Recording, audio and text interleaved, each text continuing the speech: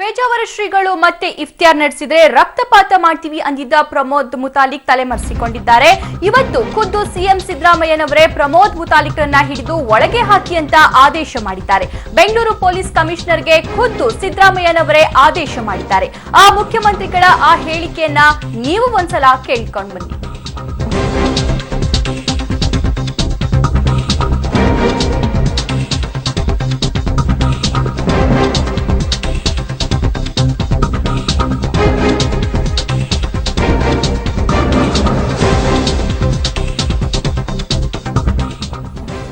ಪೇಜಾವರ ಶ್ರೀಗಳು ಮತ್ತೆ ಇಫ್ತಿಯಾರ್ ಕೂಟ ಏನಾದ್ರೂ ನಡೆಸಿದ್ರೆ ರಕ್ತಪಾತ ಮಾಡ್ತೀವಿ ಅಂತ ಪ್ರಮೋದ್ ಮುತಾಲಿಕ್ ಅವರು ಹೇಳಿದ್ರು. ಅವರು ಇವಾಗ ತಲೆಮರೆಸಿಕೊಂಡಿದ್ದಾರೆ.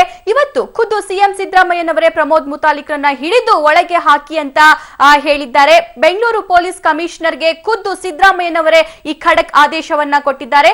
ಅಂದ್ರೆ ಕರಾವಳಿಯಲ್ಲಿ ನಡೀತಾ ಇರುವಂತಹ ಕೋಮುಗಳಿಗೆ ಸಂಬಂಧಪಟ್ಟಂತೆ ಅವರು ಇವತ್ತು ಒಂದು ಸಭೆ ನಡೆಸ್ತಾ ಇದ್ರು. ಪೊಲೀಸ್ ಕಮಿಷನರ್ಗಳಿಗೆ ಒಂದು ಸಭೆ ನಡೆಸ್ತಾ ಇದ್ರು. ಅದೇ ಸಂದರ್ಭದಲ್ಲಿ ಇವರು ಪ್ರಮೋದ್ ಮುತಾಲಿಕ್ ಕೂಡ ಆಡ್ ಮಾಡಿಕೊಂಡು ಪ್ರಮೋದ್ ಮುತಾಲಿಕ್ ರವರನ್ನ ಹಿಡಿದು ಒಳಗೆ ಹಾಕಿ ಅನ್ನುವಂತಹ ಆದೇಶವನ್ನ ಕೊಟ್ಟಿದ್ದಾರೆ.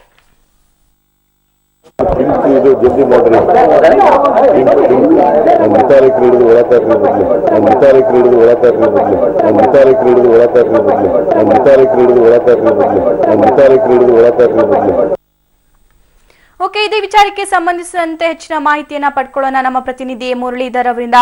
ಮುರಳಿ, ಪ್ರಮೋದ್ ಮುತಾಲಿಕ್ ಅವರನ್ನ ಹಿಡಿದು ಒಳಗ್ ಹಾಕಿ ಅಂತ ಸಿಎಂ ಸಿದ್ದರಾಮಯ್ಯ ಹೇಳಿದ್ದಾರೆ.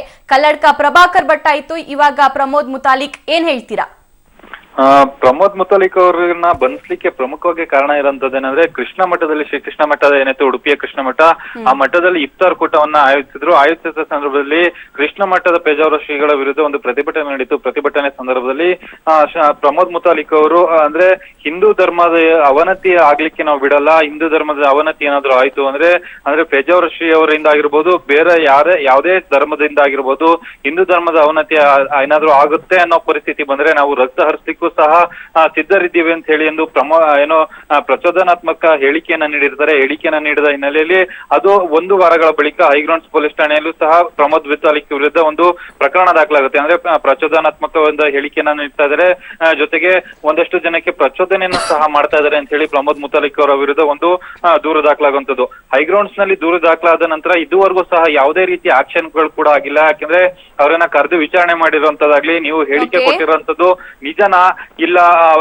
ಬೇರೆ ಯಾವ್ದಾದ್ರು ಹೇಳಿಕೆಯನ್ನ ತಿಳಿಸಲಾಗಿದೆ ಅನ್ನೋದ್ರ ಬಗ್ಗೆ ವಿಚಾರಣೆ ಮಾಡ್ಲಿಕ್ಕಾಗ್ಲಿ, ಅವ್ರನ್ನ ಬಂಧನ ಮಾಡ್ಲಿಕ್ಕಾಗ್ಲಿ ಯಾವುದೇ ರೀತಿಯ ಪೊಲೀಸ್ ಕಾರ್ಯಾಚರಣೆಯನ್ನ ಮಾಡಿಲ್ಲ ಅಂತ ಹೇಳಿ ಸಿಎಂ ಸಿದ್ದರಾಮಯ್ಯ ಅವರಿಗೆ ಗೊತ್ತಾಯ್ತು. ಗೊತ್ತಾದ ಸಂದರ್ಭದಲ್ಲಿ ನಗರ ಪೊಲೀಸ್ ಆಯುಕ್ತರಾದ ಪ್ರವೀಣ್ ಸುಧಾ ಅವ್ರನ್ನ ಅಲ್ಲೇ ಕರೀತಾರೆ. ಸ್ಟೇಜ್ ಮೇಲೆ ಅವರು ಪ್ರೆಸ್ ಮೀಟ್ ಅನ್ನ ನಡೆಸೋದಕ್ಕಿಂತ ಮುಂಚೆ ಪ್ರವೀಣ್ ಸುಧಾ ಅವರನ್ನ ಕರೆಸಂತದ್ದು. ಪ್ರವೀಣ್ ಸುಧಾ ಅವರನ್ನ ಕರೆಸಿ ಮುತಾಲಿಕ್ ನ ಅರೆಸ್ಟ್ ಮಾಡ್ರಿ ಅವ್ರನ್ನ ಮೊದಲು ಅಂತ ಹೇಳಿ ಒಂದು ಥ್ಯಾಂಕ್ ಯು ನಿಮ್ಮೆಲ್ಲ ಮಾಹಿತಿಗೆ.